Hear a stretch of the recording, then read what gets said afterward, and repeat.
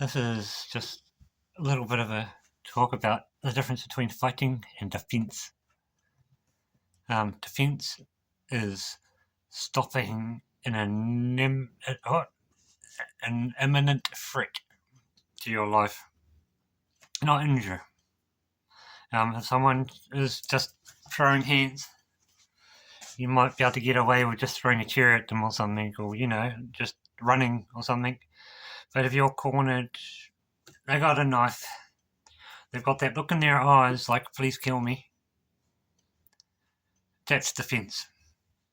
Fighting is when you go to a nice warm hall somewhere and you go and make friends and buddies and you work out the connection of the human body, how people, because martial arts, all of them, none of them are just purely techniques.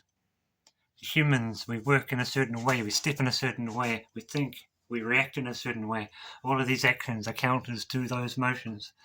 That's all martial arts and stuff. That's for non-police us.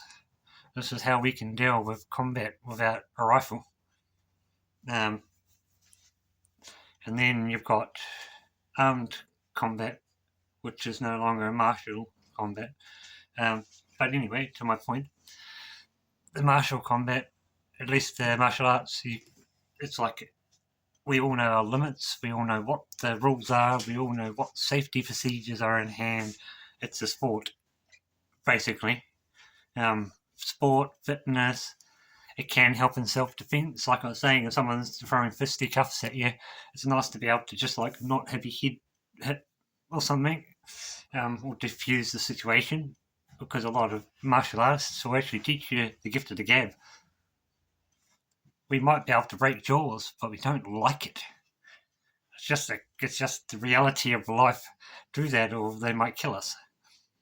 But my point being, defense isn't a choice. It's not a warm hall. It's not social with your friends.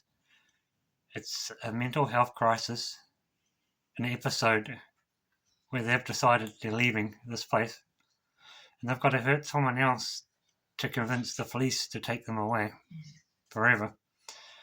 And that could be you. So the only way to deal with this is to live a lifestyle, thinking all the time that could happen. It could happen. And if that did happen, what would I do? What could I do? I'm not allowed a knife in that place. Is my shoe a viable? If I got a knife, it's better to take your shoe off and have your shoe, like, you've got a chance of hitting the knife out of their hands or something.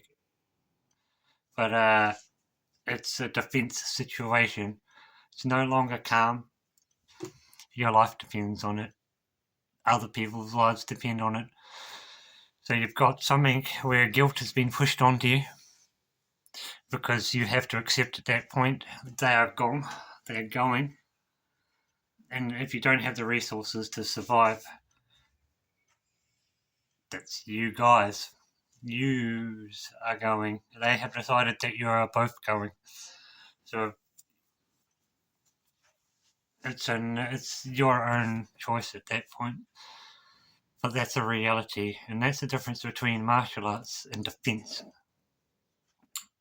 Defense is having not a pocket knife on you because you don't just want to cut someone who's murderous.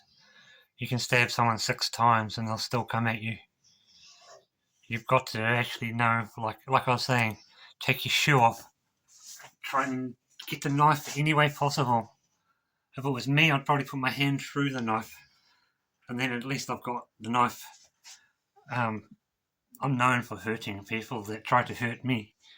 I'm really bony and pokey, but that knife, that can hurt me very bad and will hurt me very bad. So get that any way possible. Take my shoe off, take your top off or any clothes, throw it at them, and then use your shoe and try and whack it at their hand or something.